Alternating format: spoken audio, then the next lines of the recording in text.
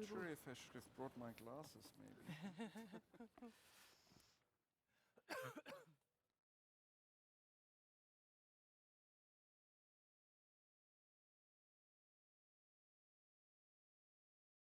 And the guy said there would be a...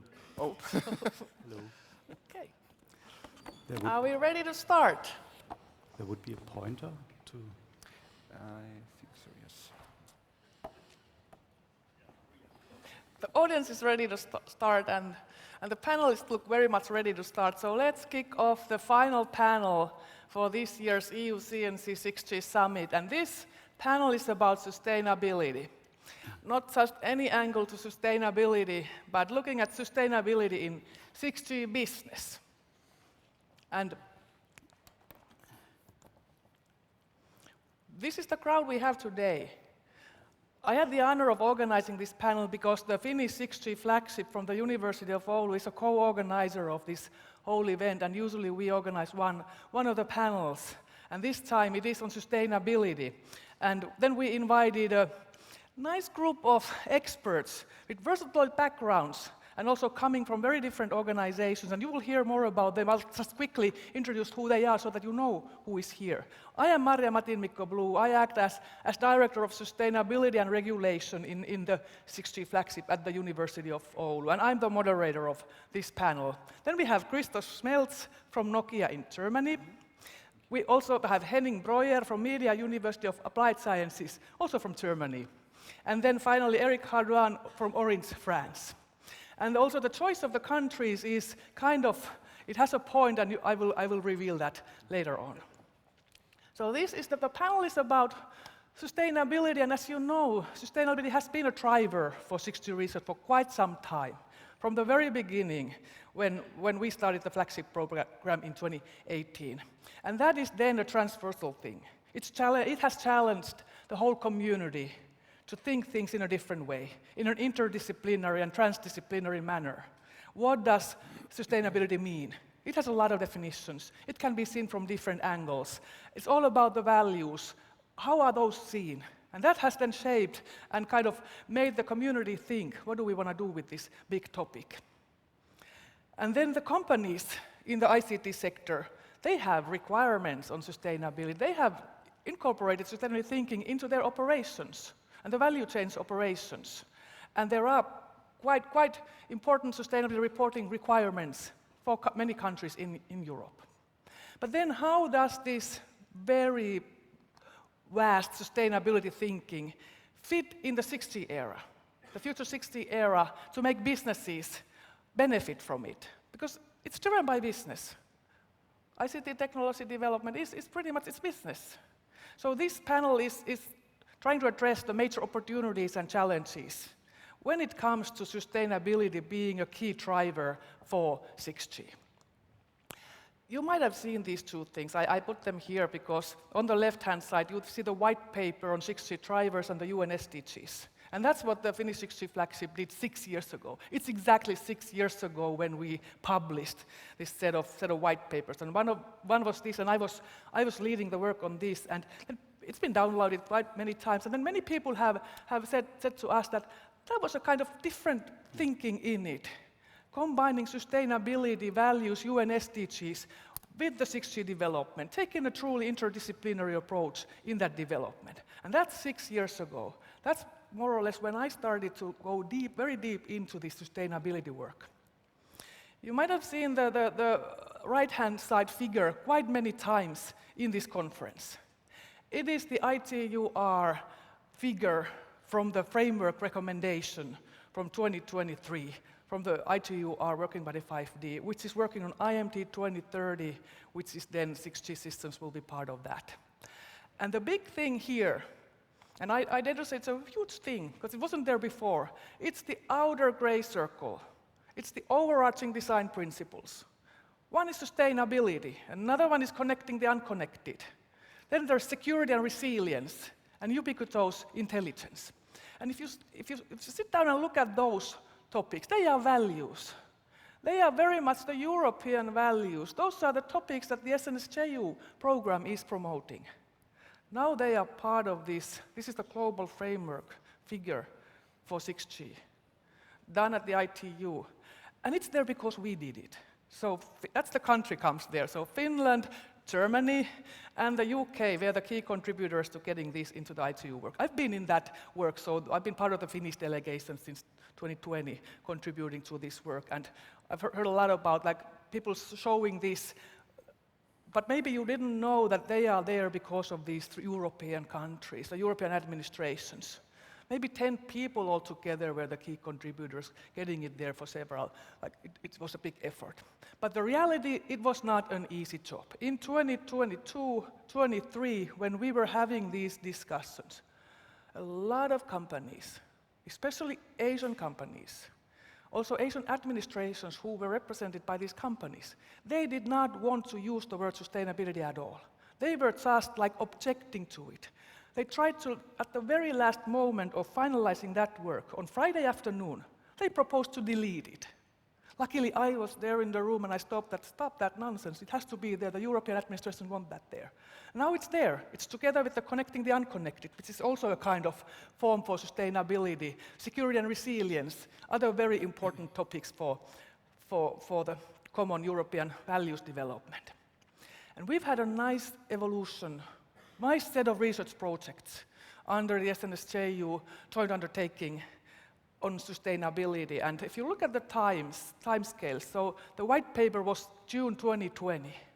HEXA-X project, the European level flagship project on 6G, started in January 21. I was lucky to be part of that project that Mikko very nicely led the whole project, and Patrick coordinated the technical things. And there we had a work item on sustainability. There the people came together and discussed what does it mean. And there we had environmental, social, and economic dimensions of sustainability. And that's where the work kind of started. Then after that, in seamless continuation, the HEXA-X2 project, the second European SNSJU flagship project on 6G, it had even further emphasis on sustainability. It had a whole work package dedicated to this, separate tasks for the different angles, and there are 4 deliverables, 4 sustainability-related deliverables published in HEXA-X2 projects, and they are still valid today. And they introduce a very different thinking into the engineering community. They have business modeling elements in it. They have stakeholder thinking in it. They have values-driven thinking, key value indicators, and so on. So that has been the continuum. And now we have the sustainability lighthouse project, Sustain 60, that Christoph is actually coordinating. And that leads us to Christoph. Now it's your turn. Christoph Schmelz, he's the principal research lead at Nokia in Munich, and he is the coordinator of this Lighthouse Project Sustain 6G. And there the idea is to really develop this kind of framework and that then we all could be using afterwards. And he has a long history at Nokia, more than 20 years of experience, and he's been in key roles in many other projects as well. And I have the honor to also participate under your lead in this project. So Christoph, now the floor is yours. Thank you very much, Marja. Yeah, welcome to this panel discussion. I'm very happy that we have this opportunity here to talk about the topic of sustainability and sustainable business models in the context of 6G. But I would like to quickly start with thinking back what happened in 5G with business models. Not necessarily that they were named sustainable yet, but for sure we had business model in that. And all of you will remember the triangle. You have seen this over many years, you have seen it everywhere. The ambition was to enable new use cases through URLLC, MMTC, EMBB, so that you can really address the requirements coming from vertical sites to serve their needs in mobile communication. Network slicing was the key technology promised to make this happen, so that you can build virtual private networks to serve the needs of the verticals. And based on that, there were lots of business models created and discussed in that context. For example, connected healthcare, for transportation, augmented virtual reality, Industry 4.0, you name it. So there was a lot behind. Now, to a certain extent, why did the promise not fully fly? I don't say that it's didn't fly at all, but there were at least a couple of challenges with that. One key point is the cost was pretty high. The cost of the infrastructure is pretty high. So a high capital invest, also from operators, for specific customers, for premium data features which were maybe not really required all the time, was simply too high. And in particular, when you compared these enterprise customers with the mass market, they were quite small compared to the mass market. So did the investment pay out or did it not pay out? In many cases, it probably did not pay out. The killer applications behind, like the ones I mentioned beforehand, they matured very slowly. Partially there were no devices available. Partially it was because the infrastructure itself was developed quite slowly. And the rollout was rather complex. So the coordination between the development and the actual implementation was challenging. And not to forget, for some of the areas, for example, like healthcare, which has a very strong regulation, you could also name energy suppliers here, for example, the regulation did not always follow up at in the same speed as it would have been necessary. So this also put an obstacle on that. And for sure, there's, for many of the use cases, there were also competing, or are competing, technologies that were available, and where the implementation, the deployment, also the operation was possible to be done at the lower cost. Now, on the one side, there were lots of promises made to vertical sectors in 5G, and also in terms of standardization, and quite a number of them, and this is what you hear really sometimes still, they were in the end a bit disappointed what has matured in the end for them explicitly. So it is not a statement, it is not a promise, but it is a question. What do we have to do better this time?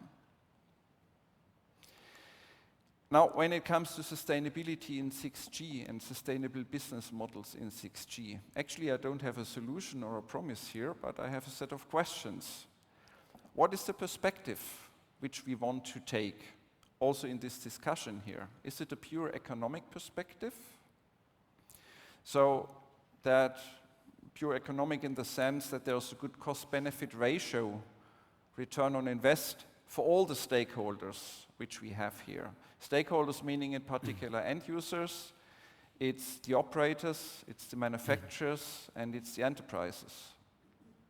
Or are we going to take a holistic perspective? That means sustainability, and here talking as Sustain 6G coordinator, which has three pillars. It's the economic, it's the environmental, and it's the social pillar.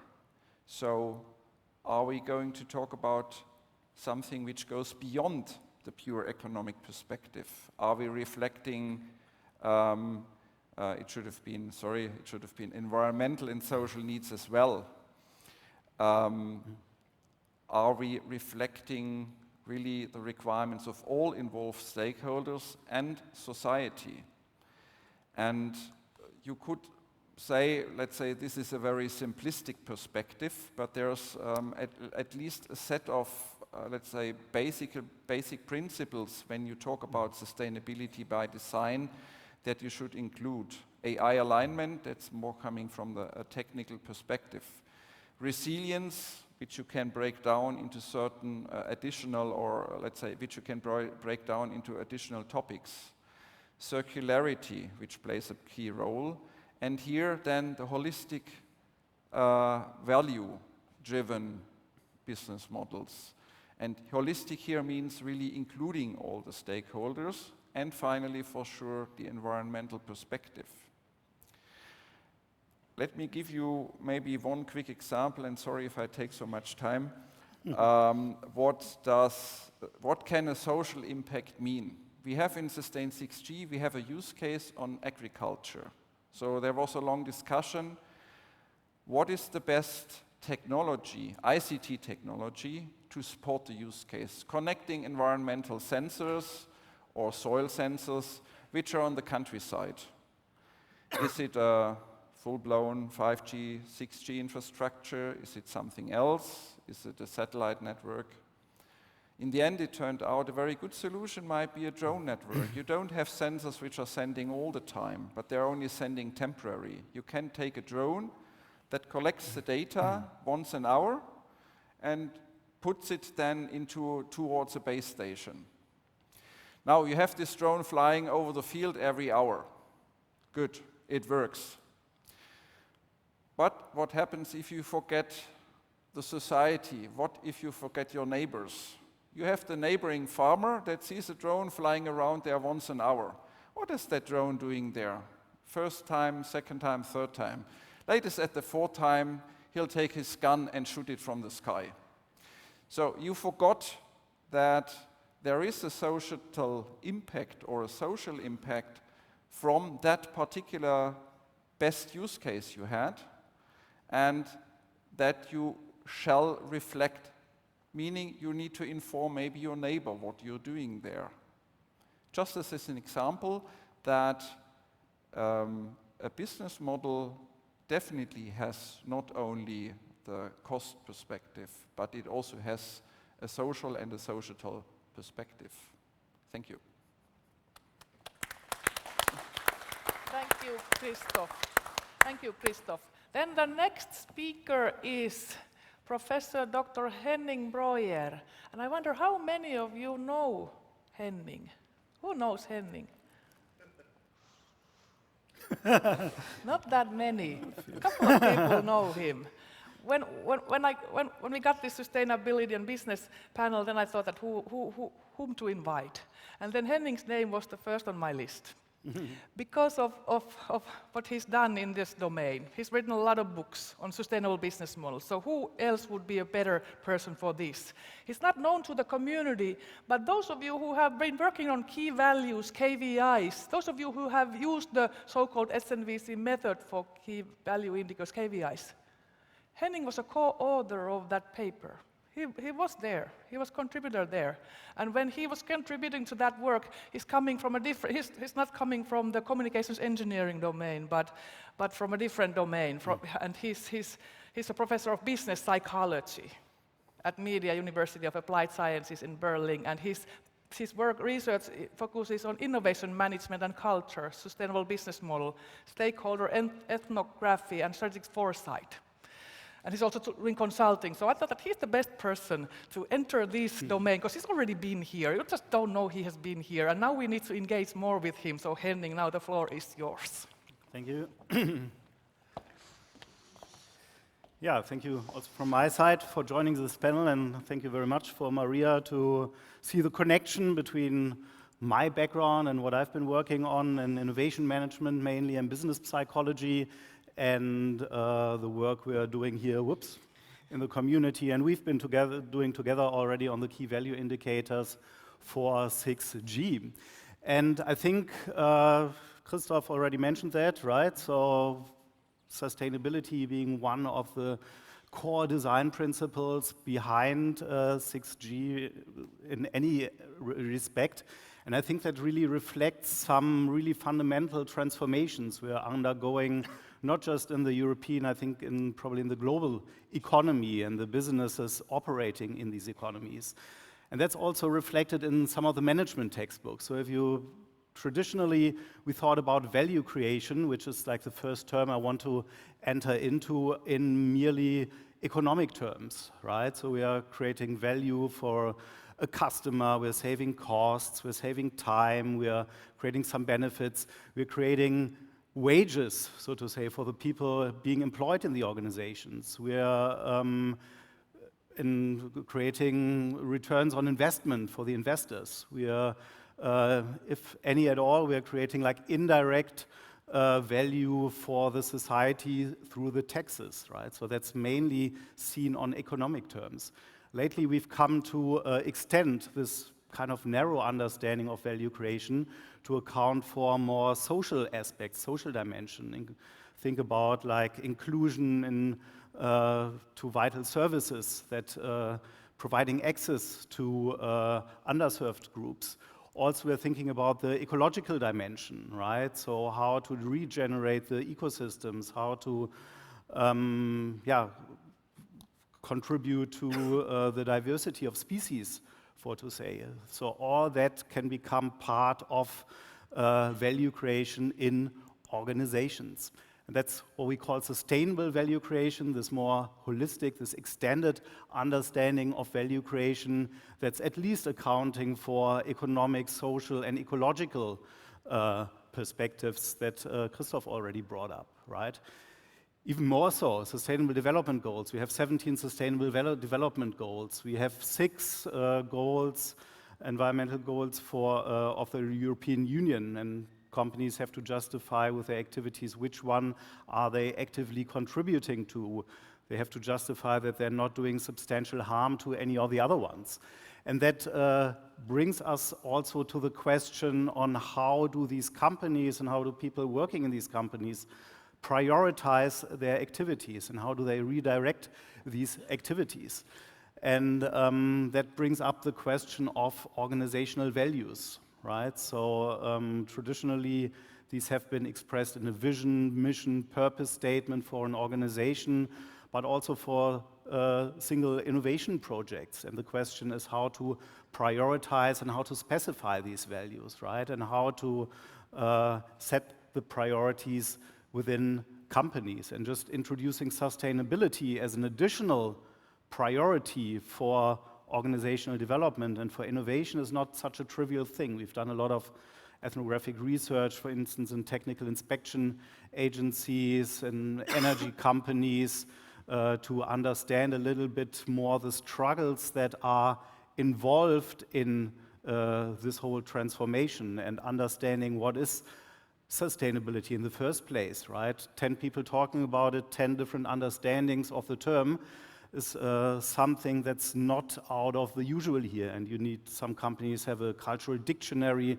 trying to rather define what their understanding of these essential terms are, and also how do you reflect these not just in a nice written statement in the entry hall, but how do you actually translate that into daily practices and methods.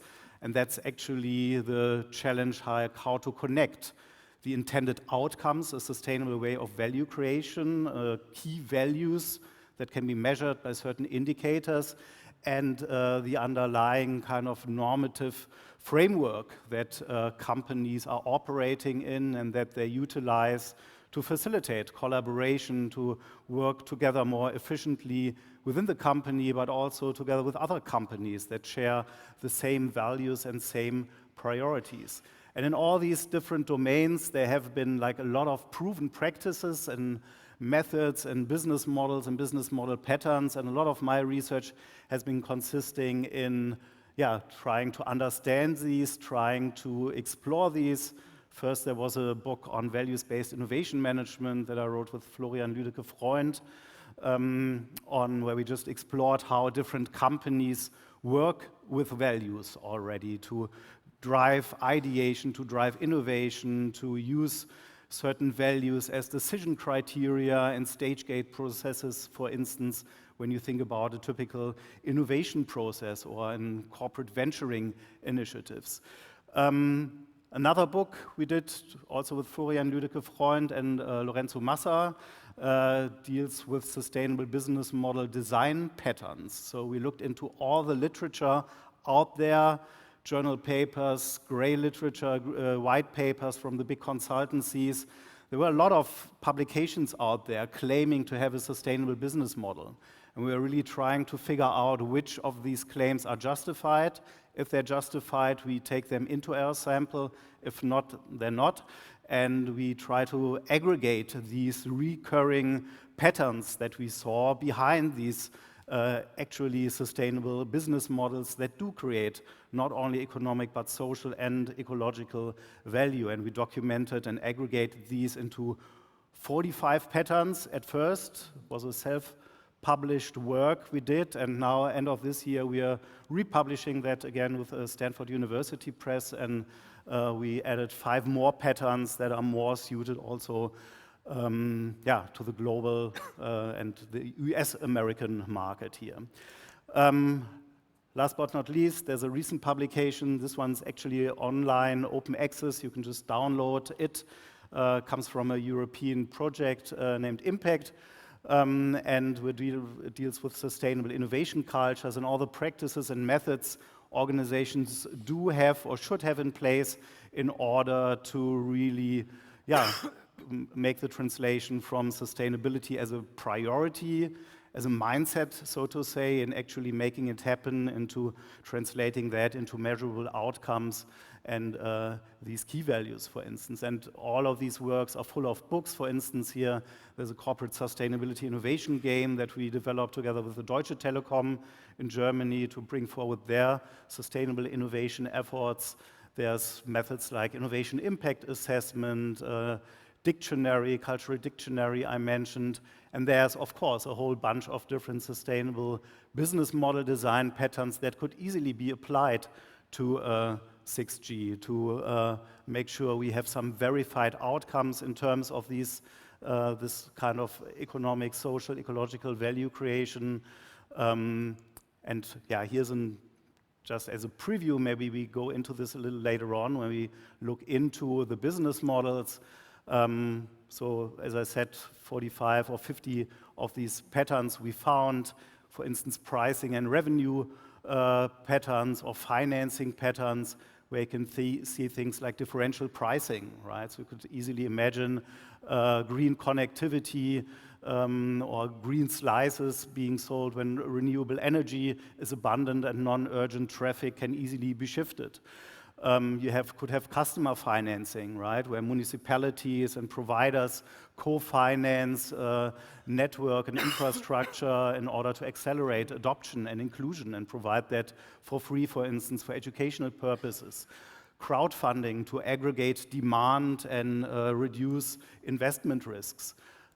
Other service and performance patterns like a result-oriented service, right, buying guaranteed energy performance rather than just the network assets, which could help to improve energy efficiency. Green razor and blade, where you produce long-lived base station shells with replaceable radio or AI accelerator modules that can be easily repaired, replaced, upgraded, or refurbished to reduce electronic waste. And there's a lot of, other patterns, so to say, that obviously none of these are from the 6G world because we're just entering that, right? But a lot of these patterns, all of these patterns have actually been proven in practice.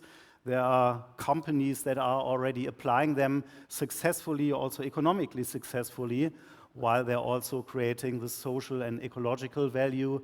And a lot of these can be transferred to the upcoming emerging 6G ecosystem that we are envisioning here and that we have more time to discuss during the panel.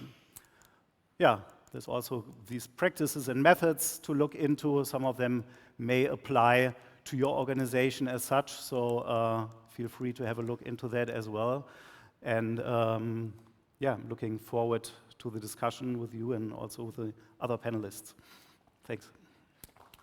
Thank you, Henning. Thank you, Henning, very much. And actually, our professor Seppo Yrjölä has already read all of them and then applied them in the 6G context. And I think with these contributions, you are very welcome to join this whole community. Thank you, Henning. Last but not least, we have Eric Hardouin from Orange in France. And we've known for a long time, and this whole sustainability journey that I showed earlier on within the 6G domain, Eric has been there since the very beginning. He's been the key contributor, the main person driving this whole sustainability thinking into 6G. He was there at the 6G summit in Levi in 2019, where the first white paper work was done, and then in the smaller group, we were talking about the sustainability topic, and then the sustainability became a big thing already in that white paper. And Eric was there providing the key contributions on sustainability. And he leads, at Orange, he leads research on networks and infrastructures. And it has been very important that a player like Orange promotes this thinking. Then it comes towards the whole value chain. While I've been speaking, I hope you have already read his long CV. It's very, very impressive. So Eric, the floor is yours. Thank you very much, Marja. So good morning, and I'm also very happy to be part of this panel. I mean, from the presentations I've seen so far, it promises to be very interesting because we have quite different profiles. So before talking about sustainability in 6G, I thought it was useful to show to you how we account for sustainability today in Orange, and it will provide also some different directions about what matters to us, how we see our role also in the society. And obviously, what I'm going to say now will be equally applicable for the 6G era. So in February this year, we have announced our new strategic plan, which is called Trust the Future, which provides some hints about our ambition. And it revolves around the three pillars. The first one is customer intimacy. We want to know better our customers in order to deliver better service to them, service which are more adapted to their needs. We want to be excellent at scale. That means having all our service being present where it matters with the right level of performance, the right level of security, the right level of resilience, but also the right price for the customers. And then we want to have innovative growth, which means we want to extend our revenues, but in a way which is sustainable. And for that, we rely a lot on innovation. So then the rest is focused about sustainability as such, because we think that there cannot be any economic performance without a sustainability and a sustainable performance. So what we put behind here, sustainable, because as you know, sustainable has three dimensions, economic, social, and environmental, and all those three are linked together. And when it comes to social sustainability, what we put behind is trust. We want our customers to trust in our networks, to trust that when sending and receiving data, the data will not be compromised, that we will ensure privacy, security, but also that they can trust us with the service when those services are critical, and this is especially true for special verticals or for emergency services. When you want to call the doctor or the emergency services or the firefighters, you want the network to be there. When it comes to digital trust, as you know, we have also a lot of issues coming through the networks, but especially via all the apps that we are connecting our customers to. You know that there is a lot of issue with the exposure of especially the young people to a lot of videos that can be bad for their mental health. There is cyber harassment also, and there is addiction. And all those things, they are quite recent.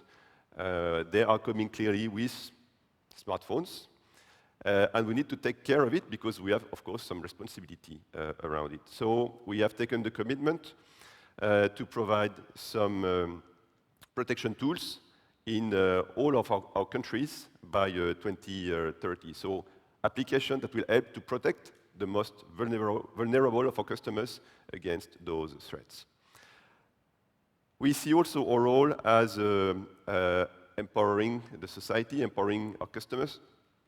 And of course, in order to do that, we need to make sure that we can connect all the people who want to be connected to the internet. And it comes to digital inclusion. And digital inclusion has several factors. The first one is the availability of a network. And as you may know, Orange operates in 26 countries in Europe, in Africa, and in Middle East. And there are many areas, especially in sub-Saharan Africa, in rural areas where there's no connection at all. And that's one of our goals, to provide coverage in those areas which are underserved at the moment. But that's not the only point. You have many people who are under a network connection, but they are not connected. Also, they would like to. One reason is that they cannot afford the monthly subscription, or they cannot afford to buy a phone. And for that, we want also to provide inclusive offers. Actually, we do already. We have in several of our countries some low-cost offers that are subject to social criteria in order to help connect people who don't have a lot of revenues to the internet.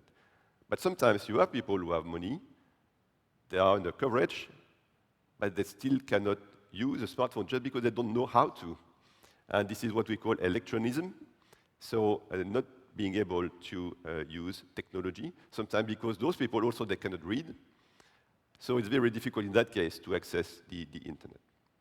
And so we are providing trainings for free in many centers which are distributed on our different geographies in order to educate the people who are interested in to be able to use those tools. And the last one is about environmental sustainability. And there we have taken strong commitments to be net zero by 2040 with some intermediate steps. And for 2030, we have the goal to reduce by 45% our greenhouse gases emissions across all the scopes. So direct emissions, but also indirect emissions, which are created by our suppliers or by our customers. And this is very challenging. But in addition to that, we also need to take measures in order to adapt to the climate change. We know the temperature is rising, so we need also to adapt our cooling systems, for instance, which is also very consuming in terms of energy. So all of this is challenging. We are confident that we will meet those commitments, but it puts some requirements on the networks and on the performance, and all those requirements, they are true for now. They will be true again in the 6G era, because obviously we will not solve everything in the next years. And in summary, what we need to do is we need, of course, to reduce the energy consumption. That goes through improving the energy efficiency, but that's not enough. We need really to reduce the energy consumption. We need also to have more flexibility, more circularity, and that goes also into the same hands as having less new hardware, because as you know, greenhouse gas emissions, they are in part due to the energy we consume, but they are also part of all the energy which is consumed for manufacturing the equipment that then we deploy on our networks. So reducing the hardware is a very important direction also to that sense. And we need to be resilient to climate change, as I just said. And that goes for solutions, for ways of managing the architecture and the network. And for that, we need to have some innovation. And then when it goes to products, especially for digital inclusion, but more generally to social sustainability, we want to have cheaper phones, cheaper network equipments, which are easier to use. We need to have trustworthiness everywhere. We need to have some solutions to protect mental health, as I said. And when it comes to AI, which is already being more and more there, it will be even worse, if I can say so, in the future. And we know that AI carries a lot of bias. We need to solve that. And we need also to contain all the increased CO2 emissions that will be associated with AI. So that's the picture for the years to come, even for today. And when it comes to 6G, obviously, 6G being a technology that will be deployed from 2030 and that will be developing in the 2030 to 2040 era, it will be key to help us to reach our commitments, especially the one of being net zero by 2040. And we believe that in order to do that, 6G needs to be sustainable, but also to help us to be sustainable at the whole network perspective, because we need to realize that it's not enough that 6G is sustainable in itself. In the end, we want the whole network or all company to be sustainable, and 6G will come in addition to what we have already. So we need 6G to help us to reach sustainability for us, but also for our customers. And for that, 6G clearly needs to bring value. Because if there's no value, then there will be no business for us. So then we come back to the economic sustainability, and that's a nice illustration that all the sustainability dimensions, they are totally intertwined. You cannot treat one without the other. But in the end, if we want to have sustainable business, we need to have value to the customers, and value is not only increased data rates. It's fine to have increased data rates if you know how those increased data rates will be useful to the customers. Having 1 terabit per second will not provide a better Twitter or better Facebook or better YouTube. But the thing is that that's what people are using today. So we need to have a clear picture about the future use cases if we want to justify pushing the technology forward. Because in the end, more performant technology is also more costly. It consumes more energy. So we need to dimension it right from having a clear idea at the beginning about the services. And of course, that's very difficult because it's very difficult to predict what will be the services in the future. But all of it calls for action at every step. So as Marja recalled, sustainability has been on the agenda since the very first 6G summit in 2019. Since then, it has been developing. It has been key elements of the projects that Marja, you reminded, ExaX, ExaX2. Now sustain 6G. It has been also in different industry fora, like NGMN. Now it is also well positioned in 3GPP.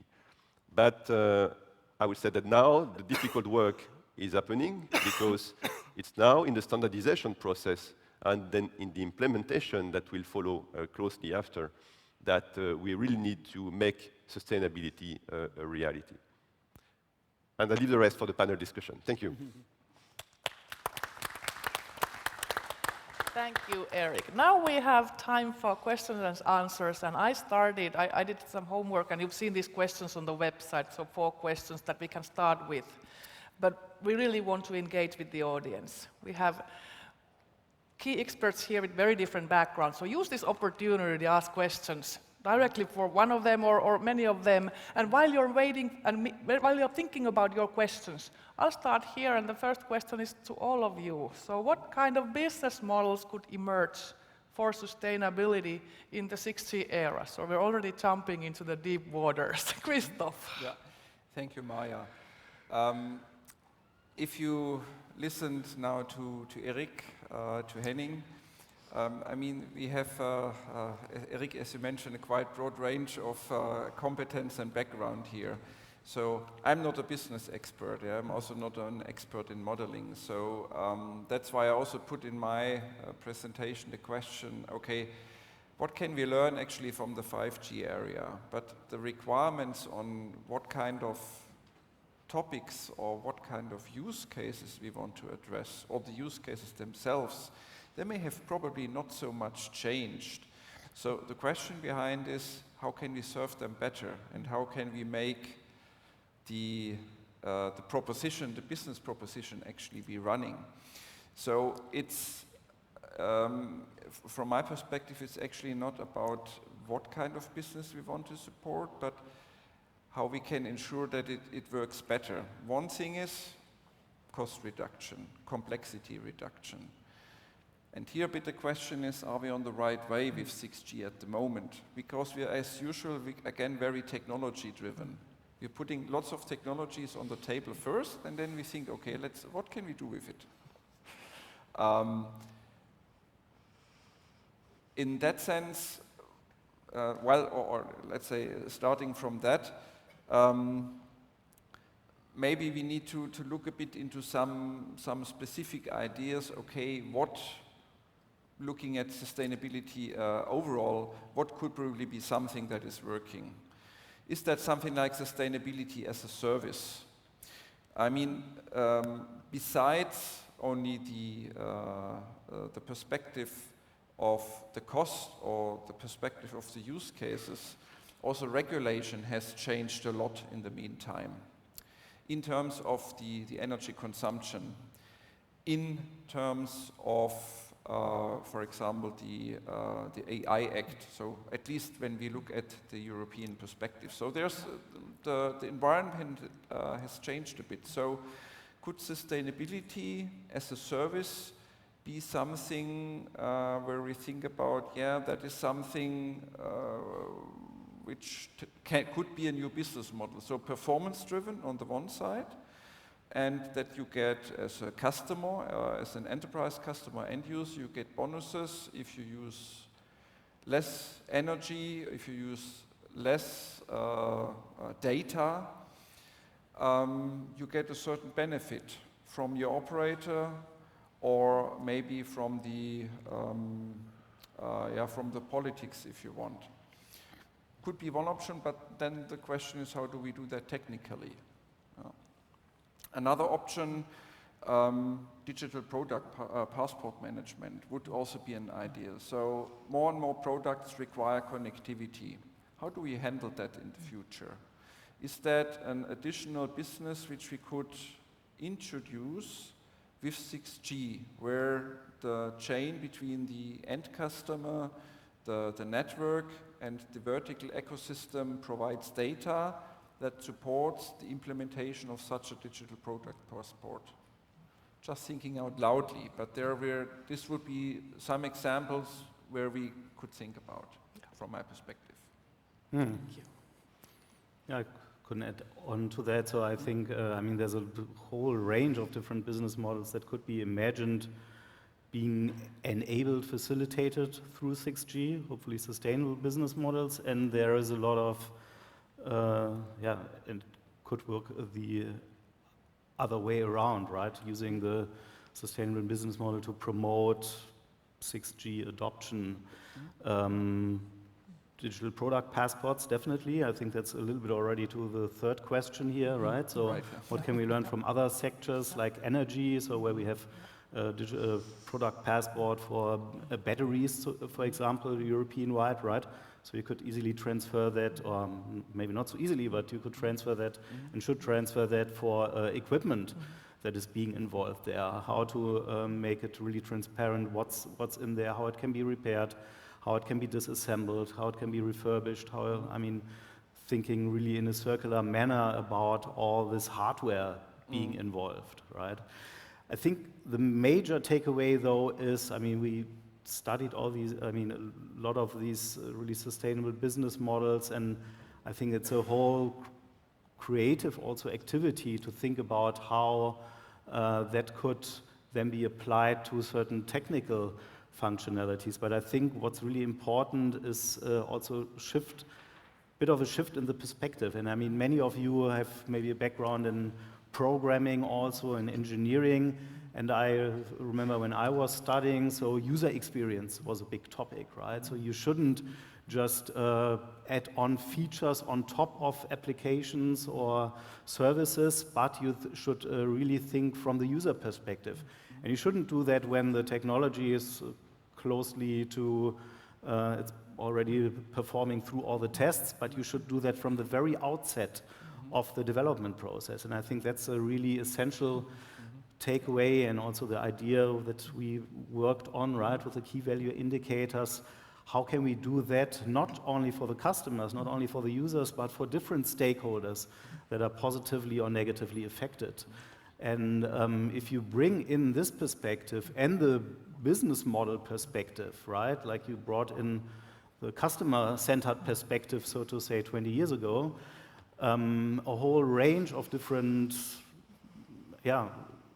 business models and technical requirements to deliver these business models could emerge from that. And I had the chance a little bit in the previous project 5G Victory, right, where we did that on the 5th generation, so to say, where different companies, verticals were coming with interesting ideas for applications, use cases, and we had the chance to really go step by step through with some of them through this whole process and thinking about, okay, which business models could really emerge from that. And sometimes you end up then with a similar or new idea for something that already sounded good, right? But you shouldn't go with the first good guess, but maybe explore the range of options first. So we had, maybe just to share one example, there was a company trying to promote like 3D spatial modeling in train station in order to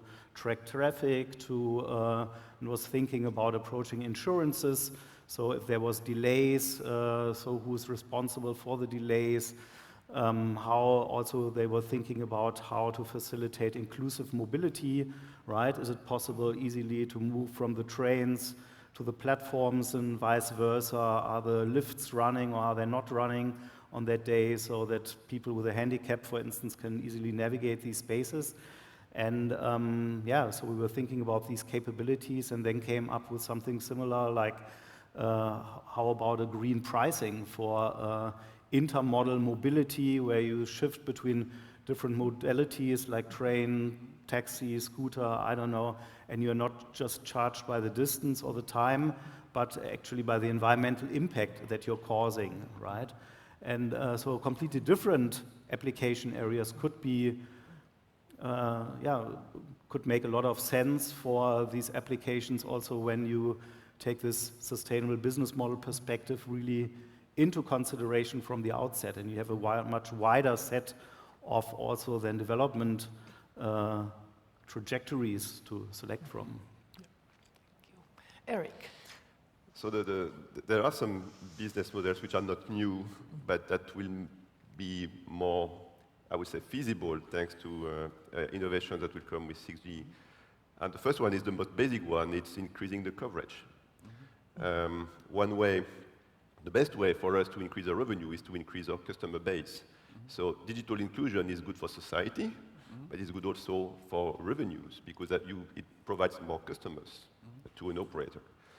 And for this, non-terrestrial networks, which will be even more integrated with 6G than with 5G, is clearly a very attractive solution because at least for the areas where the issue is the economics of deploying a network. And this is especially true in the low population density areas, especially when those people have low revenues. In that case, you know that if you deploy a radio base station, then the traffic that it will generate will not be sufficient to compensate for the investment. And when you multiply this by vast territories, then it doesn't fly from an economic perspective. But satellite can provide this coverage. And in addition, there are also some discussions in 3GPP to have large coverage cells for the terrestrial infrastructure, which also would reduce the cost of deploying a radio site in some areas. So 6G, we see it as an enabler also to increase digital inclusion and by this also to generate more customers. I mentioned also this electronism, the issue when you have people who could have coverage, who could buy a smartphone, could buy a subscription, but they don't know how to use then this smartphone. AI clearly can provide also a solution here. If you can just ask to your phone what you want, you don't even need to know how to read. So clearly it's a facilitator also for accessing the internet.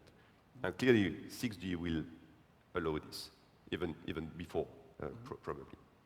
And then when it comes to, I mean, one of the value we see also with 6G, and this is one of the things that we have wanted to take into account from the very beginning, is how can 6G empower other sectors to be themselves more sustainable? And this is at the heart of the Sustain 6G project.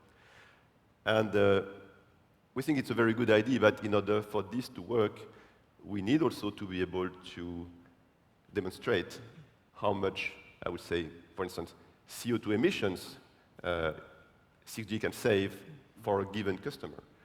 And there has been a methodology that has been standardized at ITU.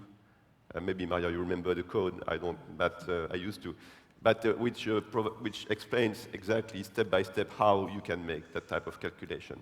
And this is very useful because in the past, there were some reports provided by GSMA, Omdia, and others, calculating how much 5G was allowing to save tons of CO2. The thing is that the methodology was not clear, was not always fully detailed, so it was allowing a lot of critics about the validity of the results. So it's very important if we want to be trusted when we announce that, okay, thanks to 6G we can improve sustainability, we need to have a methodology, need to have numbers, and we need people to trust those numbers. So it calls for developing the methodologies, developing the use of those methodologies as well. Thank you. Now we are open for questions from the audience, and the first person to ask is Mikko Uusitalo from Nokia.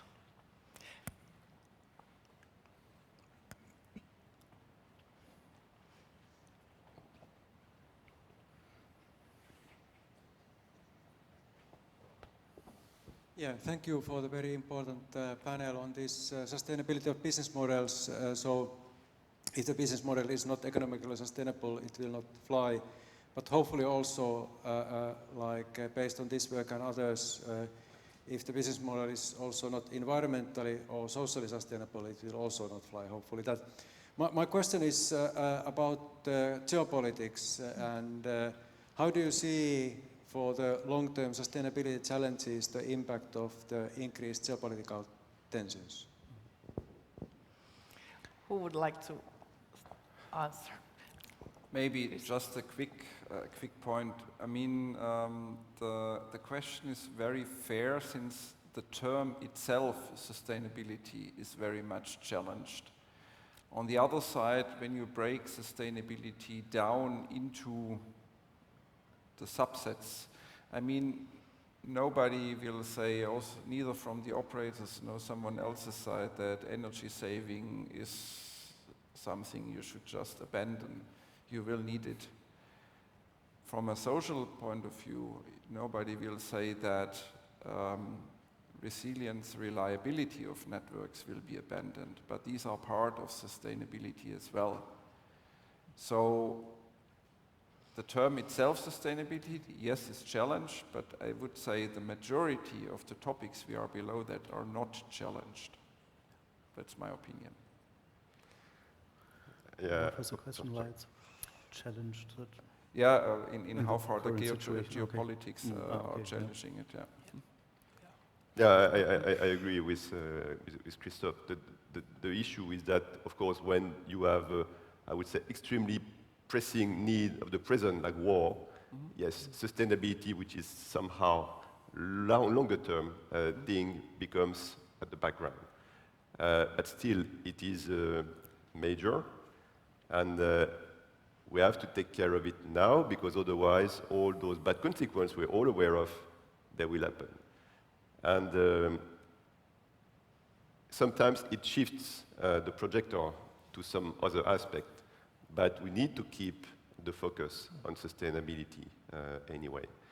And one thing also which works very well and sometimes better than, I would say, responsibility is the cost. So whenever you can link sustainability to cost, so, or to say it otherwise, every time when by reducing the cost you improve sustainability, it will work. And there are ways of doing it also. If you take one of the reasons for, coming back to networks, one of the reasons for the growth of carbon emissions in the networks is the increase of the traffic.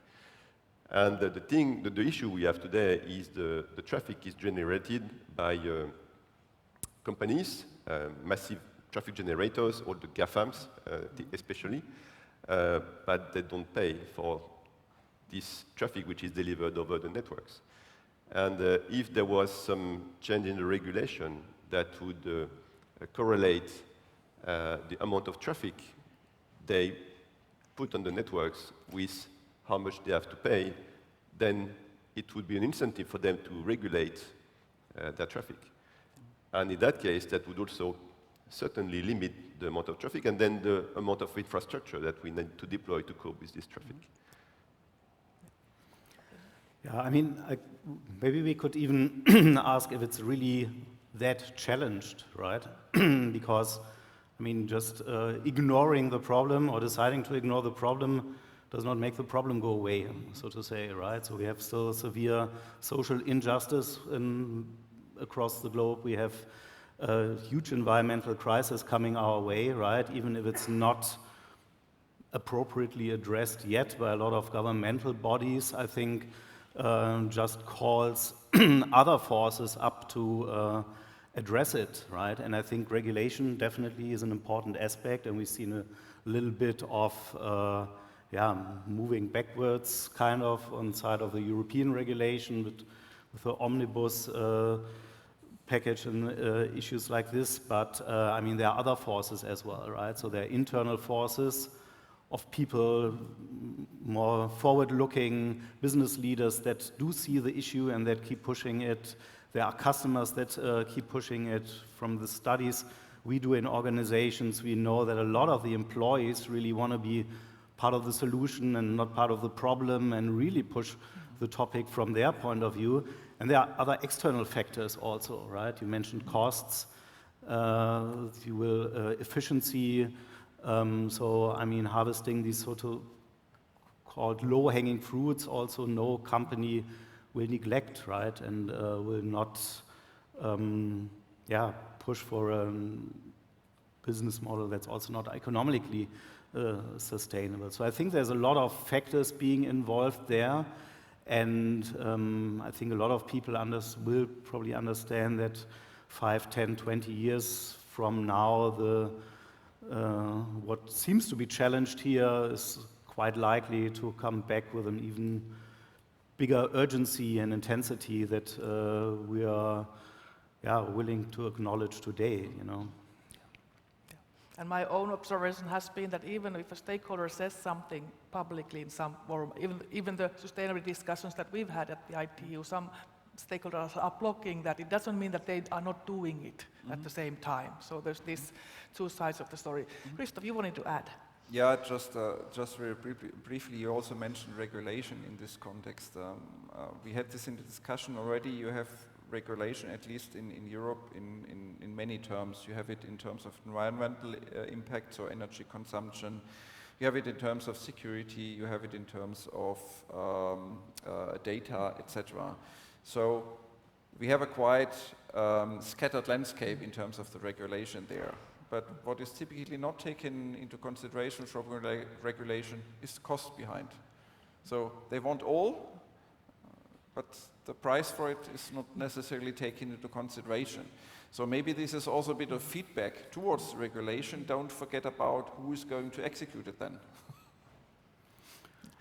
And maybe just last add on another side, yes, I agree. Another side could be also that a lot of companies still deal with regulation as something they have to comply with, right? So they have to deliver and they have to report and they have to do all this extra stuff now. But I think we see, if we look into, for instance, digital passport in batteries, I mean, it can also be a very strong facilitator. And maybe we should see it not so much only under compliance, but also under alignment aspects, right? So that this can be something that introduces new standards, that helps to set the foundation, the regulatory foundation to sell something like green slices, for instance, to drive new business in the whole 6G ecosystem, right? So I think that's... Yeah. It wasn't necessarily meant negatively, but I mean, just taking care about this. I think we had some count, can't remember which day it was 26 or 27 different regulations in the context of 6G that play a role at the moment. It's quite a lot. It's a lot. Then the next question, Arthur Hecker.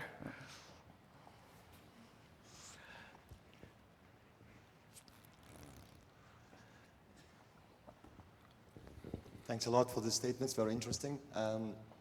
My question is inspired by what Eric just said about cutting the energy consumption, right? And the question comes from the experience that we have with the running project, which has quite successfully, if you ask me, implemented many of the ideas that Christoph was talking about, notably rewarding the users for abstaining from particular usage, for maybe opting for better, ecologically better variants of services, maybe postponing the usage or maybe using less, right?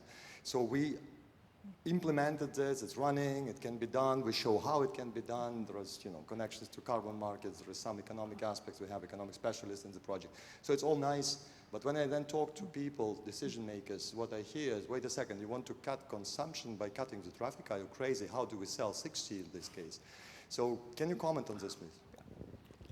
Eric. So I have to say I didn't catch the last part of the question. Can you repeat it, please? Yeah, speak a bit louder, direct in the microphone. It should work. Oh.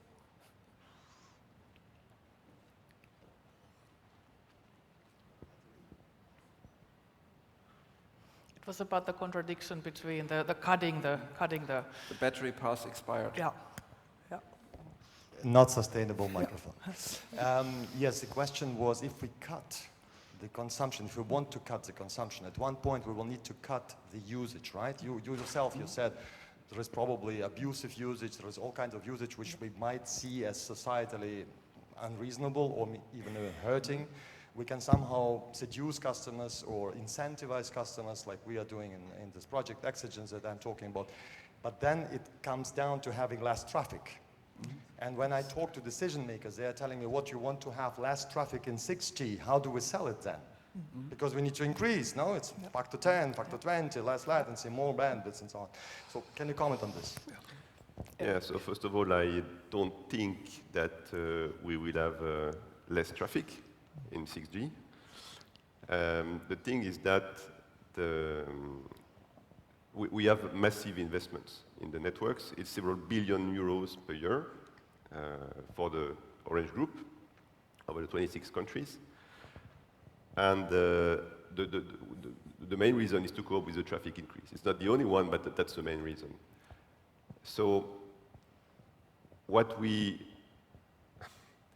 and in addition, we have, of course, complex economic situations as operators. As you know, the revenues per person is not increasing. So in the end, there is a very thin balance between the revenues we get from the customers and the massive investment we have to make. So it's obviously in our interest to reduce the investment we need to cope with the traffic increase. So any way we can find to reduce the increase in traffic, we'll be happy with that. And there are several ways: improving the codecs,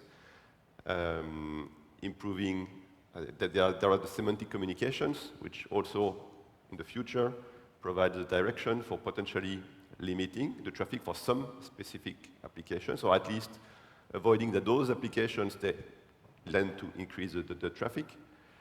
And then there are some incentives for customers, for them also to somehow regulate their own usage. One example is that sometimes you want to play some music, then you would launch a YouTube video.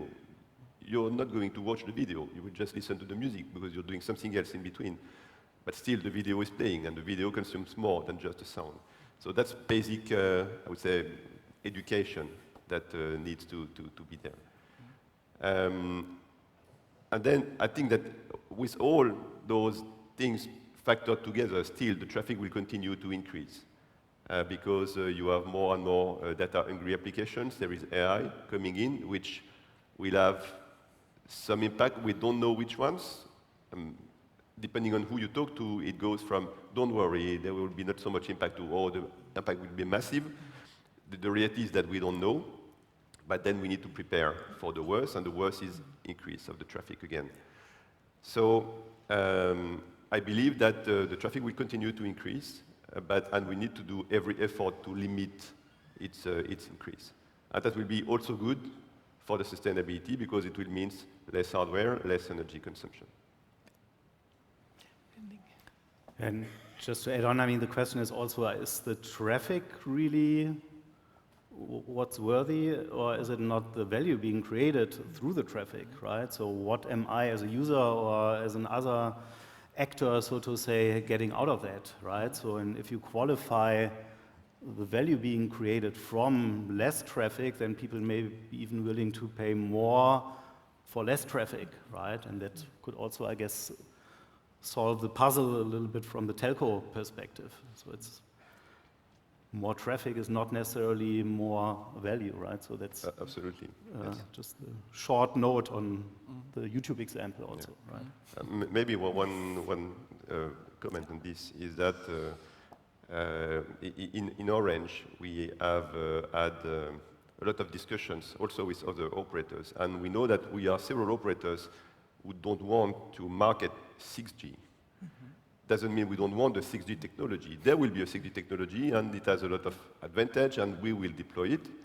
But we don't believe it will be a good thing to sell it as 6G to the customers. Reason is that when you communicate on the new generation, people expect, naturally, to get something which is very different from the previous one. And we have seen that with 5G, it was not very different from the customer experience. So that creates disappointment. That creates wrong perception about why the operator wants me to pay more for a service which is not dramatically different. And clearly, we believe that with 6G, if there is no, I would say, compelling value to the customers just by 6G itself, then we will get the same, probably with a even worse impact. So we believe that we need to stop selling generations. We need to sell value. And value can be, for instance, this is a package. It will cost, I don't know, 3 euros per month. And with this extra package, we'll ensure excellent experience of your connected glasses, because they will have specific requirements. And we will need to put special measures in the network to deliver the right quality of service. And this has a cost. So that's a way to monetize value. Not a G, because a G is a package of many features. You may use some, you may not use the others. And, but if we just sell a G, people expect to get wow things, and probably it will not be wow for general usage, the general services that are the same as 5G today. So we need to find ways that really deliver value to the customers, and this extra value we will be able, hopefully, to monetize. And that would change the logic. More questions from the audience. There's one there, and then Telenor next. Oh, let's start there because the microphone is so close. Hanne-Stine. Hello, I'm Hanne-Stine Hallingby from Telenor. I also lead the 6GIA working group for business models and validation and ecosystems. So I'm thinking about this emerging business models, and thinking about sustainability. And we have the cost side, we have revenue side, and we have the value proposition side, or benefit side, call it that. And these things have to balance. And there are some paradoxes that I want you to comment on. For instance, privacy. We all think that decreased privacy is a huge cost. But and the emerging business models that we currently see is that, for instance, Facebook asked me to pay for my privacy. I also, in Norway, where I come from, there are edited media that ask me to pay for my privacy so that they cannot collect my data. So that's an emerging business model. And it's a value to me, of course, my privacy, but I have to pay for that. So it's kind of paradoxical, I think, in this whole situation. At the same time, the energy sector, they ask me to delay my use of my dishwasher or whatever to a different hour because it is a high demand in the peak hours. So there I kind of accept it. So could you kind of comment on these different emergings, both revenue schemes and business models and the paradoxes they represent? Yeah, good question. I seem to be the first in the row. So If I understand you correctly, you mean the requirements coming, let's say, from on the one side from the ICT side, but on the other side from vertical side, like the energy suppliers. It could also be healthcare or something else. How to merge them together? Is that what you mean? Or the trust side. Yeah, or the trust side. Paradox. Microphone, it seems not to work. Yeah, now it works. Okay. We are working with sustainability, and we talk about emerging business models. But the paradox is that eventually I, as a user, have to pay for my privacy, and that doesn't feel right. But it is an emerging business model. So what do you think? Do you foresee that I, as a user, have to pay for all the different sustainability aspects that we are talking about? And is that is that what we had in mind? Yeah. Okay. Well, I would make a particular dependency on which particular use case you talk about. I mean, at least this would be my personal opinion. If it's about power saving to run the washing machine, I would probably not be so insisting or willing to pay for privacy.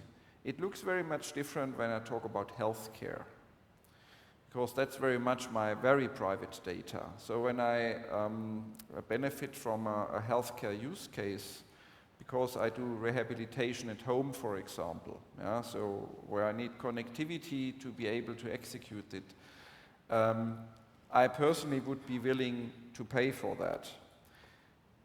I think on the other side, we may look into that from the regulation side, depending on a particular use case, there will be requirements for privacy coming automatically. The politics may not take too much care about your washing machine, but they will definitely take care about your health care. So it is a question, and maybe also something where we will need to think a bit about a technical implementation. How can you differentiate between different use cases in terms of the privacy you implement in the network, and how the charging for this is going to look like? So that you don't pay a flat rate, but depending on the use case you have a particular difference in there. I don't have an answer technically for that. It is just thinking out loudly how that could look like. So depending on the use case you also have different costs associated with it. Henning, would you like to add? Yeah, I mean, I fully agree, and it definitely depends on the use case, and I think there should be different levels also being considered, right? So, I mean, there should be a minimum level of privacy that is just legally guaranteed, right? So the question is, in how far is that still being enforced sufficiently with social networks and the, I don't know, data that we have available, some of these companies have available. There, I guess we also need to understand like different notions of privacy. So like with sustainability, I think there's a terminological confusion around that. For instance, we had one project here with my consulting firm for an American cloud storage provider, and one of the interesting things was that even in the US and Europe, we have a quite different understanding what is privacy in the first place, right? So in the European Union, it's usually defined as an informational self-determination, so I can say which kind of information I want others to have access to, whereas in the US it's more, as I understood, protection from governmental intrusion into my home, so to say, right? So it's a more defensive concept behind that. And then I think it's the question really, what is legally binding, what has to be fulfilled in any case, what could be added on top, like virtual private networks and things that people are sometimes willing to pay for today as well, and what cannot be, so to say, guaranteed, right? So, but I think that's also a lot depending on the use case on the other hand, and on the legal standards, so to say, on the other, as a minimum requirement, so to say, right? There's a question over there. Someone I don't know yet. It works. Okay, thanks for the very interesting discussion. So during this conference, I went to a lot of session, workshop on sustainability, and was really happy to see that, well, now sustainability is not just greenwashing, but it's really interesting discussion. So I saw that we try to really understand what is sustainability. I also see connection with business, and I also saw connection with social science, with environmental science, to make CG really sustainable. But still, I see that that sustainability topic is discussed in dedicated panel, session, workshop, and when we have a panel, let's say on AI, we only have AI expert on the panel. And so I think that if you want to have a real sustainable 6G, well, that sustainability should be discussed in every panel. So I wanted to know what do you think about that statement, and maybe have a proposition for next year, that when we have a panel, let's say on AI, we also invite people from social science or business or environmental science to really challenge the sustainability part of the discussion. Thank you, great ideas. Comments? I fully support all of that. Yeah, yeah, thanks a lot. I mean, from a pure Sustain 6G perspective, we're actually trying that, yeah? Trying to get everything together there. And I agree, it's sustainability is actually has a relation to everywhere, not necessarily that it is reflected like that, yeah? Like detecting, okay, trustworthiness, privacy, resilience, reliability is also part of it. Oh, yeah. So in that sense, you're absolutely right.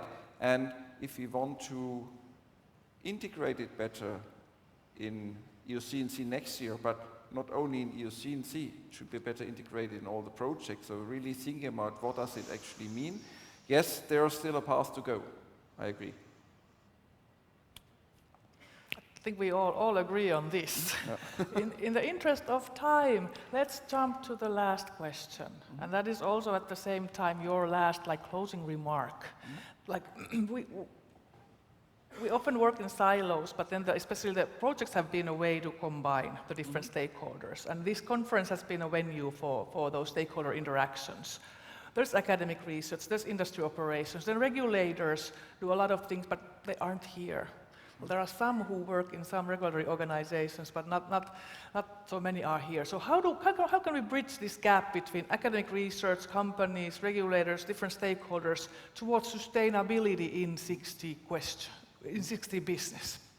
Eric, would you like to start? Yeah, thank you. I think it's a very important point. I mean, we see that there is a lot of resource in our world doing research on future networks.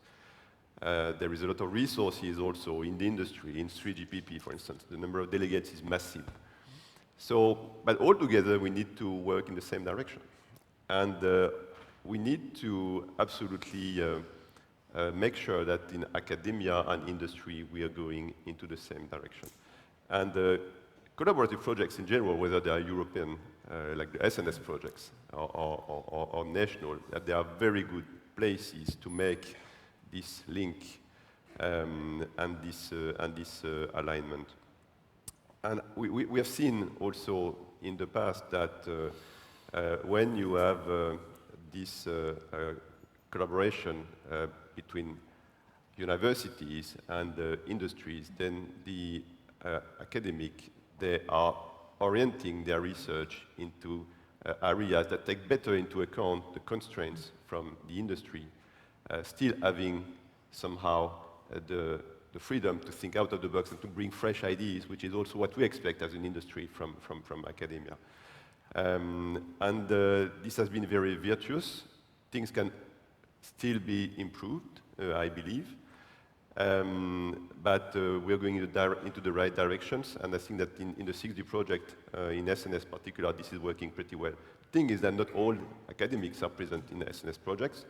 Usually it's, I would not say always the same, but a little bit like this, because those who have experience, we know them, so we call them, and they know how it works, so it's easier. But there is also, I think, a work to do to inform better the academic who are today out of SNS projects, that they should also come and contribute. And then when it comes to regulators,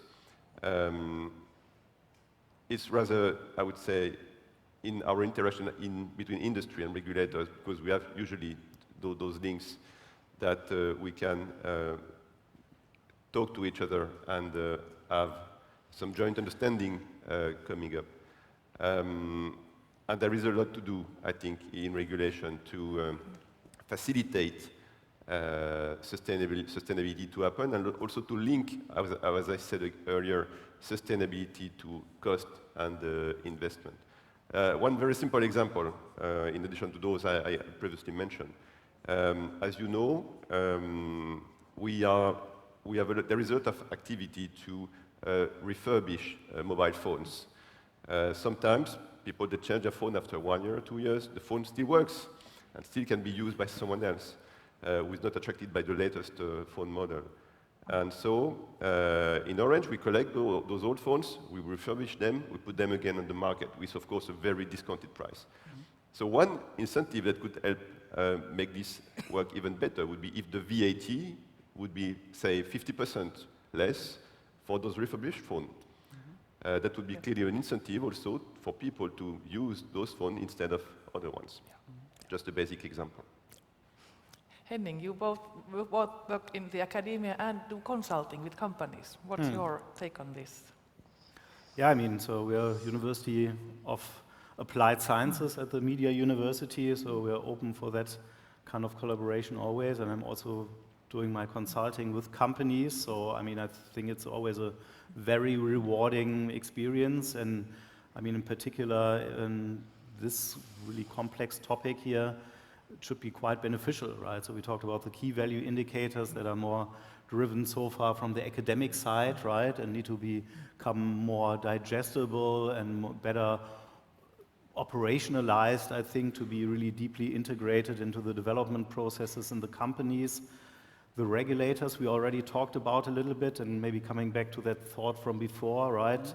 Regulation not just as a compliance, but also as facilitating as an alignment, who could maybe understand themselves more as facilitators than as regulators also, right? Which is, I think, not beyond the intent of these institutions.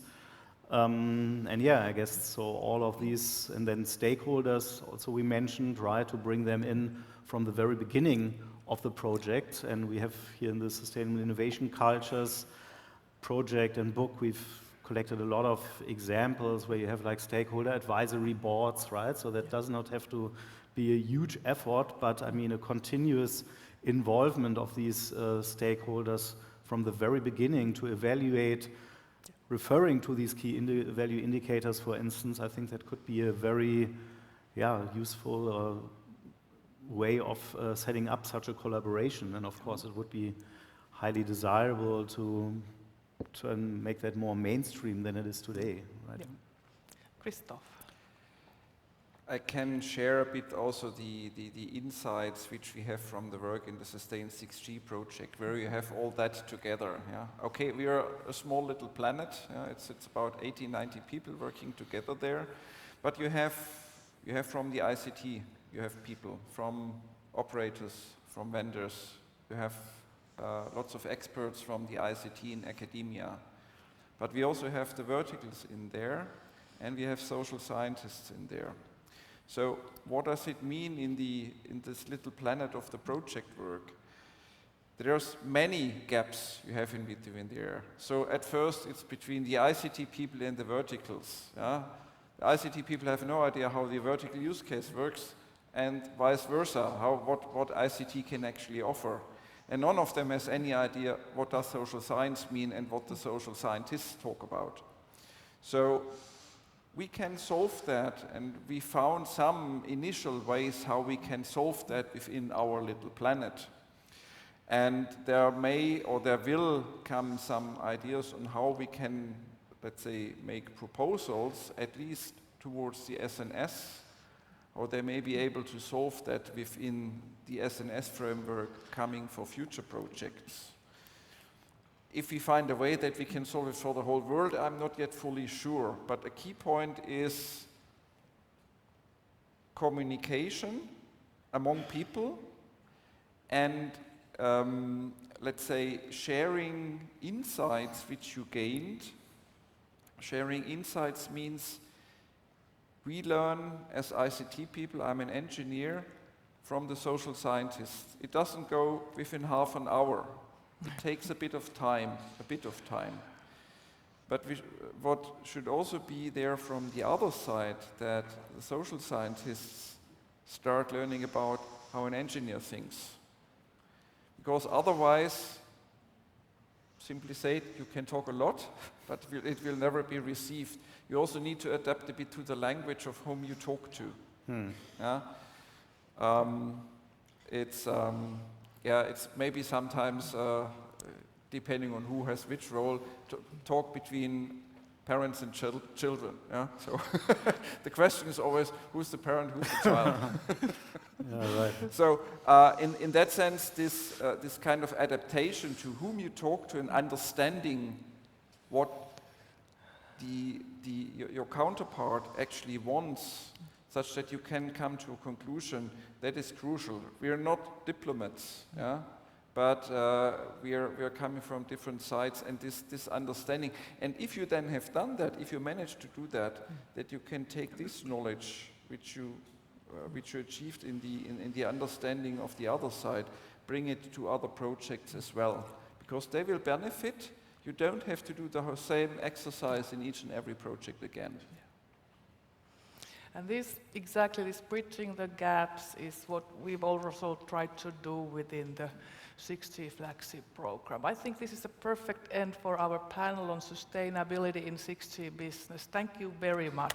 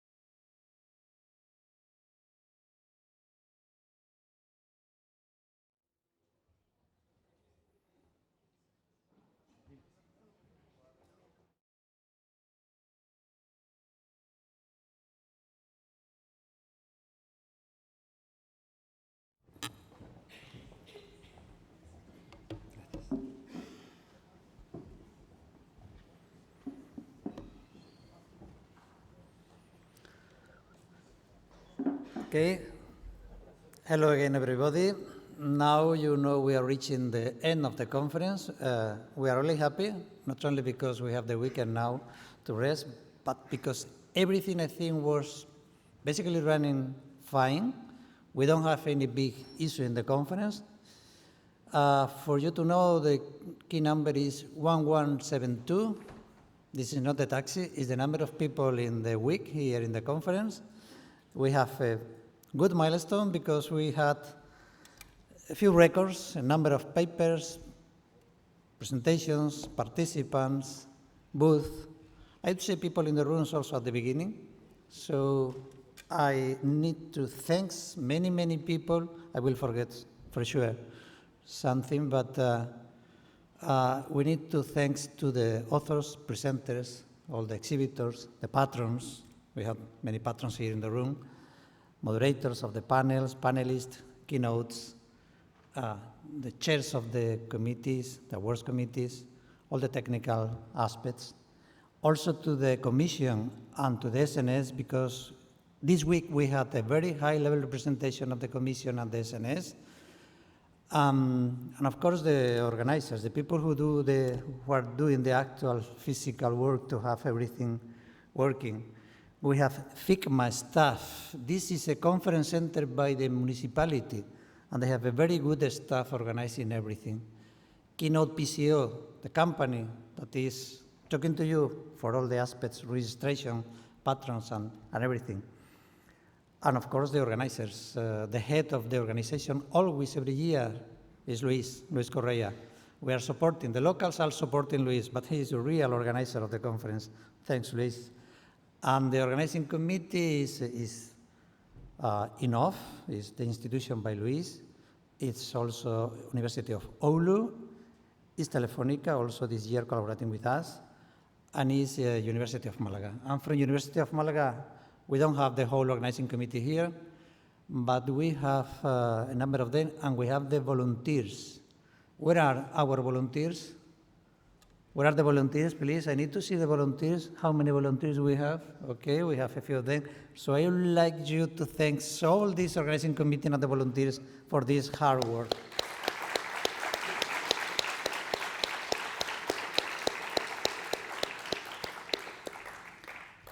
And now, as usual, we have a summary of the conference. It's a visual summary. And I think we have some short video. Please, can we play the video?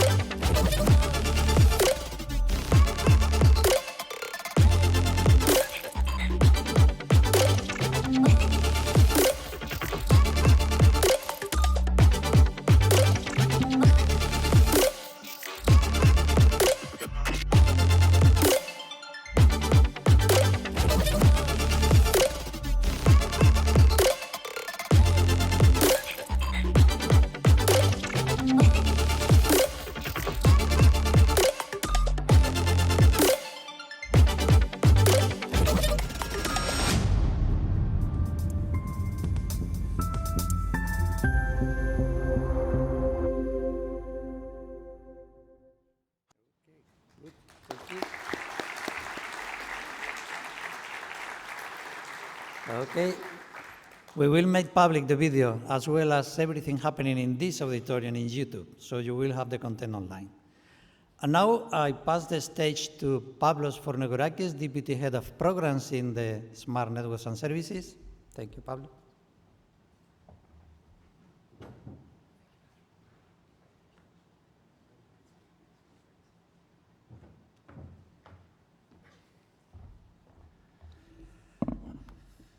Good afternoon, everyone. It's a great pleasure once again to close another EuCNC edition. Now I'm standing between you and the already famous flag handover ceremony, so I will try to be very, very brief. First of all, before I start presenting some concluding remarks from this edition, please let me thank and congratulate Pedro and the entire local organizing team for an outstanding conference. Indeed, Pedro You have set, once again, the bar very high for the next editions of the event, so congratulations.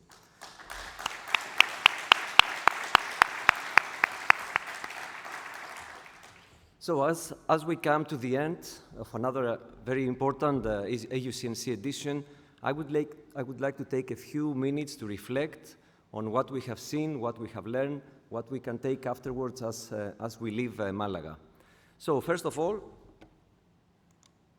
some really amazing numbers, incredible statistics. Pedro has already mentioned a few of them. So almost 1,200 participants, an impressive number, from over 40 countries came together to exchange ideas, to discuss about research results, showcase innovative information, and discuss, of course, the future of communications. We have witnessed several discussions, important discussions, ideas, thousands of discussions in the panel sessions, in all the different workshops, convened sessions, and so on and so forth. Even inside the exhibition, during the corridors, we have seen this networking, which is a very strong aspect of the event. Of course, the exhibition, this was an outstanding achievement. It was incredible to see all the community work together, collaborate, and producing amazing results and experiments. So we can definitely say that this year's edition has once again demonstrated that EuCNC is the right venue, is the landmark event for communication research and innovation community. And of course, throughout this week, many of all these technologies that were demonstrated, many of the nice, exciting research results that you have seen, they originate from the SNSJU projects, in fact. The SNSJU portfolio has 100 projects to date, with 20 of them starting now or very, very soon. So it is a very big, let's say, portfolio of research and innovation in Europe.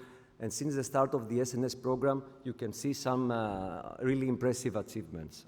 These are the cumulative achievements with the 79 projects that are already running. And of course, what matters most is not the numbers themselves. It is the vibrant ecosystem that produces high-quality results and significant achievements, helping shaping the future of 6G.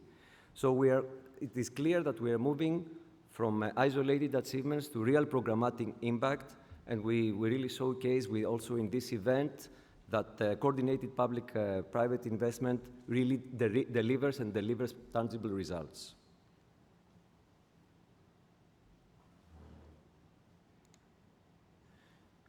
But okay, we discussed, you saw what happened in the past, the achievements so far, and the present, of course. But as importantly, we need to continue investing in the future.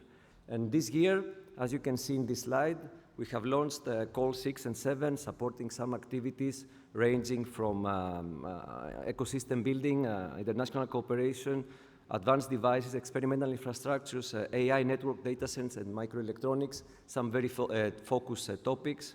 But looking ahead, preparations are already underway for the 2027 SNSJU work program. This will be the final SNSJU program for this framework program, and it is expected to be one of the largest in terms of funding, as you can see, with around 220 million euros European funding foreseen. This is our next work program will be fully aligned with the motto of the conference, 6G Connecting Intelligence. So because we will try to explore all the integration and the convergence of the communications, cloud, AI, sensing, while at the same time accelerating the transition from technology development and proof of concepts towards large-scale validation, industrial adoption, monetization, and also paving the ground for the next future pre-deployment activities, transforming research excellence into real social and economic value. And equally important, of course, the next work program will serve as a bridge towards the next European framework program. And this is clearly important for the continuation of the SNS activities. And what we have seen in this conference really reinforced the fact that we are moving in the right direction. So, if you allow me, as a postcard from Málaga, Just the 5 personal key takeaways from the conference. So what we have seen this year, it was clear that we speak about evolution of networks to intelligent platforms. This was mentioned in all the different sessions of the conference. We saw AI no longer being just one topic, but partly covering all the different aspects of technologies, AI for networks, but also more increasingly networks, what networks can do for AI. But of course, we all know that while AI, cloud, sensing are all becoming increasingly important, they all rely on one important foundation, the connectivity. So without connectivity, practically there is no connected intelligence. Second, we see that the challenge is no longer optimizing individual components, so we move from individual work. The challenge is now to see and how to make them work together. So the discussions were not only on standalone breakthroughs, but how we can bring together AI, sensing, traditional communication and sensing, fiber sensing, or non-terrestrial networks with terrestrial networks, cloud, edge AI, sustainability, security technologies. Everything was discussed in conjunction with each other. As a third point, I would say about experimentation and validation that are increasingly taking a center stage in the connectivity research. Indeed, that was also obvious in the exhibition. We saw a big focus on demonstrations, on test beds and trials and pilot activities. And the challenge, of course, is not only to innovate here, but to validate all the technological solutions that are coming in realistic environments, realistic operational environments, proving also that they are secure, resilient, and sustainable. As a fourth point, I would focus on research and standardization. This was also standardization was a key buzzword in this event. We saw that the relationship between research and standards is becoming increasingly connected. So we have seen that all the concepts discussed here in Málaga, how we need to improve them, to make them future 6D standards. And of course, the next year will be critical for that. We know that this is a decisive period for standardization, especially with all the AI discussions on standardization, what can be standardized, if they can be standardized. So all these discussions will further intensify in the near future. And last but not least, of course, and perhaps is the strongest message from Málaga this year, is the strength of the European ecosystem. We see that collaboration is a key for success, for research results. We see universities, researchers, SMEs, industry, verticals, policymakers, of course. They all work together in a unique way, in full respect of all the European values and policy priorities that were mentioned also on the first day, like sovereignty, tech sovereignty, competitiveness, and resilience. And speaking, of course, of collaboration, I would like to mention one person that helped all these previous years bringing the community together in EuCNC events, and whom I would like to thank in particular, and please, if you allow me here, a personal note.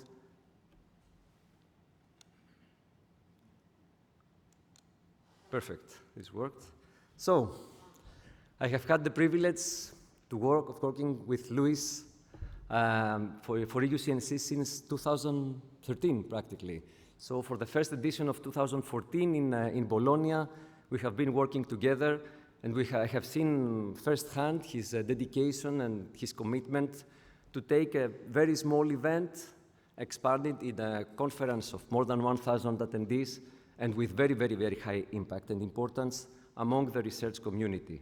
But as this is a transition year for EuCNC, as we need to hand over the role of steering committee chair, Luis, I would like on behalf of the whole SNSJU, but also on behalf of the EuCNC steering committee members, to thank you for your leadership.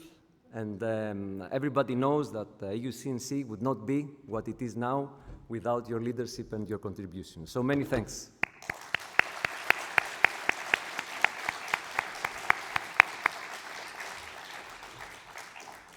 And of course, at the same time, I would like to welcome Markku Juntti. I don't know if Markku is around. It's difficult to see, but thank you. So I would like to welcome Markku Juntti as the new chair of the steering committee. We'd like to wish you every success in your new role, and we will definitely work together to shaping the next editions of EuCNC. Of course, Luis, this is not. I hope that you will continue contributing in this journey of EuCNC. We look forward also to continue collaborating, also to benefit from your experience, advice, and of course all your knowledge from all these previous years. So that was all from my side. Thank you very much, safe travels, and I look forward to meeting you all in Dublin. Thank you.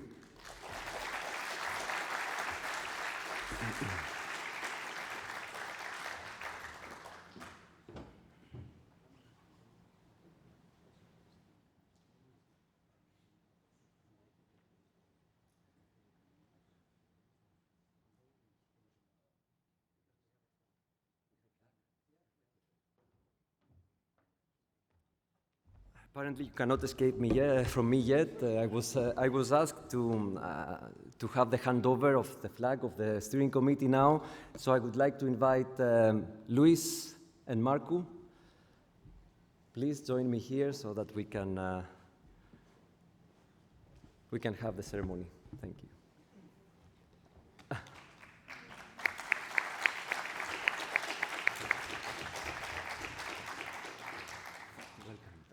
Thank you once again. Okay, so just allow me to say a few words. So thank you very much to you, to Pedro, and to everyone that has organized, attended, collaborated, contributed to EuCNC. It has been quite a journey over 12 years, and I think we have achieved the objective of putting EuCNC in the map, not only in Europe, I dare to say in the world. So thank you to everyone who has contributed for this. Again, it has been a pleasure. And this flag, indeed, we started doing some years ago. It represents the conference. Now let me put it the way it should be, no, right? The other way around, sorry guys. Yep. So, of course, it's with great pleasure and honor as well that I give this flag to Markku. Yeah. And I'm sure, I have no doubts that Markku will be capable of doing much better than I did. All the best.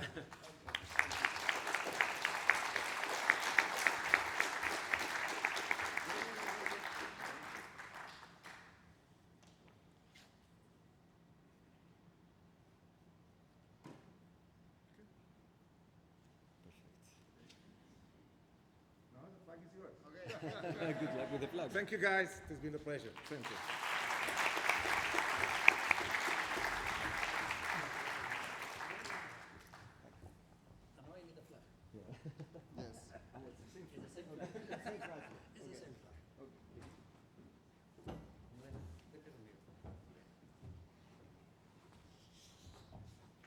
Okay, so today we have two handovers. The second handover will be from Málaga to Dublin. So, Dan, Pat, please. You are now assuming the responsibility for the next year. Okay, how is the flag again? Take the one side, and then un poquitín más allá. Okay.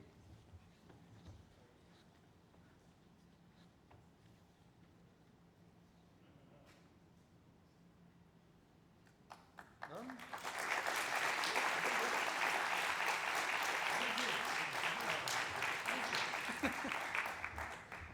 You have the stage. Dan, Pat, I don't know who is in front. You are. Okay, that's fine. You have here the.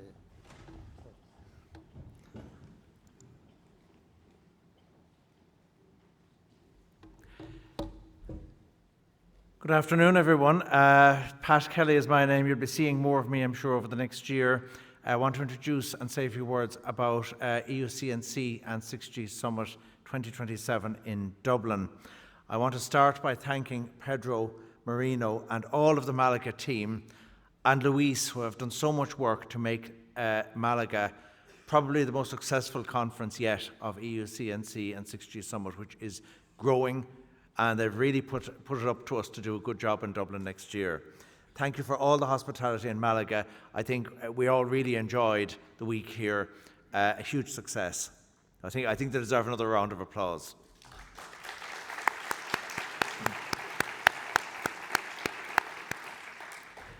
So this is where you're coming in Dublin. The Convention Centre Dublin, the CCD, in the heart of Smart Docklands, which is a unique test bed. It's part of our Smart Cities test bed at Connect, and it's actually out in the community. It's in the streets. We talk to the community, and we've actually got radio test beds and communications test beds in the streets in collaboration with the Dublin City Council. So it's an ideal venue for us. Connect is a Research Ireland research centre. There are a number of these. We're the Research Ireland Centre for Future Networks. We're headquartered in Trinity College, Dublin, but we are 12 universities and colleges, as you can see there, and we're funded by Taoiseach Éireann, which is Research Ireland. You will hear me interject with the odd word of Irish as well. Don't worry, we all speak English over there as well. So, to welcome you, there's a reason why there's a photograph of somewhere out on the west of Ireland. That's not just there for the nice view and to encourage you to take your 2 weeks holidays afterwards in Ireland. It's there because we've such a telecoms legacy in Ireland. In 1869, the first transatlantic cable went to the United States from Valencia Island. That is not as you spell it in Spain. That's Valencia with a T. And that is down in County Kerry. Beautiful place to go. There's a museum, and you can see all of that legacy there. There's actually an annual commemoration conference every year in July. Further up the west coast in Clifton was the Marconi station, and that was a wireless station that provided all the wireless communications from Europe to the New World up to 1922. Princessa Elettra still goes down there occasionally. I've had the pleasure of meeting her. She's, I think, somewhere in the mid-90s now, still very active. And Marconi's mother was an Irish woman called name of Jemison of the whiskey family fame. So we've got a long legacy there. More recently, when we opened our economy in 1957, one of the first companies to come into the open Irish economy was Ericsson, and many other EU-based companies followed. So you are coming not to there, you're coming to a modern European city with excellent conference facilities, warm hospitality. Many of the hotels are going to be within walking distance of the venue. It's a walkable city. You've got the trams at the back, you've got the buses at the front, you've got the electric railway system in Dublin called the DART within 10 minutes walk. So we'll encourage you strongly to use the public transport facilities to explore the city.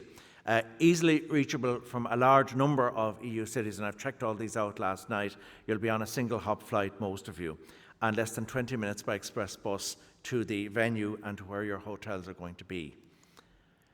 You've all been asking me about the culture. Well, it is a city of culture, and not just European city of culture, which it once was.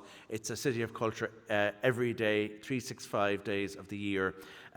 Enjoy the music, the entertainment, the culture, and we will lay on some of that for you at the gala dinner.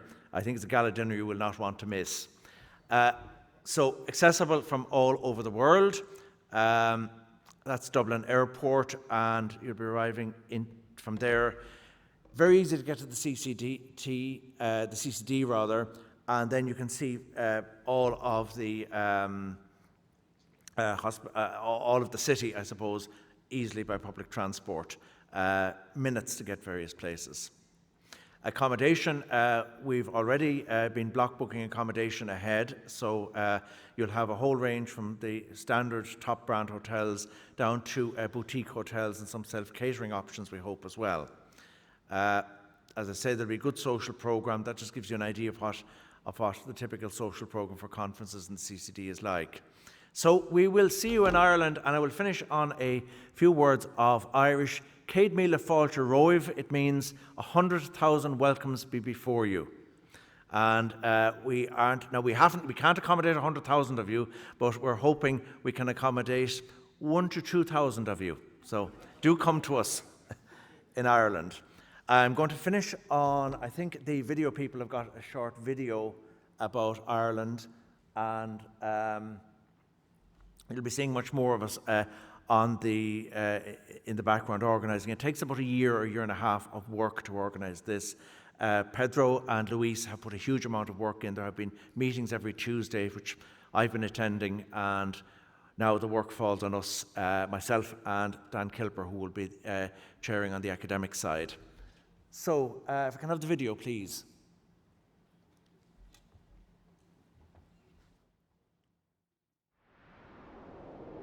As the light lifts the darkness in a brave new world, 100,000 welcomes await. On the edge of Europe, but in the middle of everything.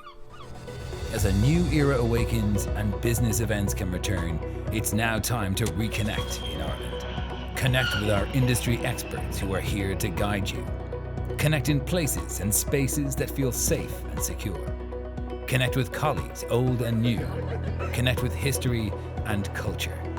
Connect with cutting-edge technology. Connect with global organizations that have chosen to base themselves in the powerhouse that is Ireland. Connect with world-class research and development through internationally renowned thought leaders. Connect with confidence and be inspired. Connect with 100,000 welcomes and the reassuring warmth of a country ready to lead the sector again.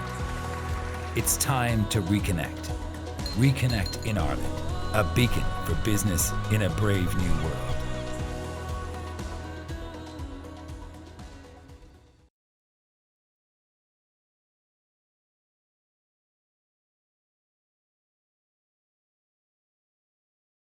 So see you in Dublin next year. Be ling, as we say in Irish, be with us.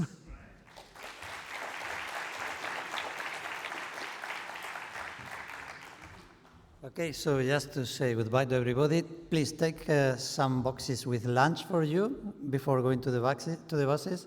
Enjoy the weekend if you are here, and have a good flight traveling to home. Bye.